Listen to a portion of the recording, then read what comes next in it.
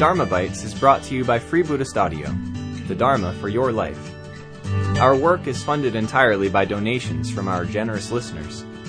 If you would like to help us keep this free, make a contribution at freebuddhistaudio.com/donate. Thank you, and happy listening.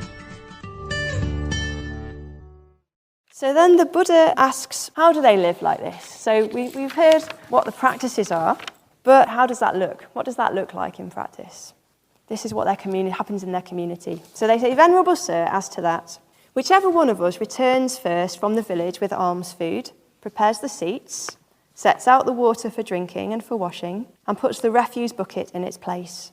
Whichever of us returns last, eats any food left over if he wishes.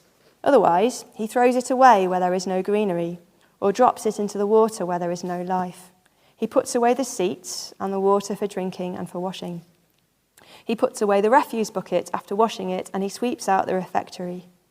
Whoever notices that the pots of water for drinking, washing, or the latrine are low or empty, he takes care of them.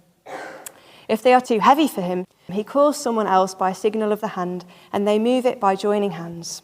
But because of this, we do not break out into speech, but every 5 days we sit together all night discussing the Dhamma. So I think it's a really lovely image of a community living together, and it shows how the beautiful harmony which has been created by the insight that they share is expressed in very simple and ordinary ways. They take care of each other, they take care of the community that they live in, and the environment that the community lives in. And they all work together as different hands in the same body, just like the image of Avalokiteshvara. And it was like that when they greeted the Buddha in the beginning. One of them set out the seat, one of them got the water. It was like they were just moving as one being, as one body, in complete and perfect harmony together. And one of the things I really love about this image as well is the attention to detail. They really notice what needs doing around the place, and then they just get on and do it without any fuss. I was reflecting about this, that this shows how awareness underlines acts of metta. We need awareness if we're going to be mettaful.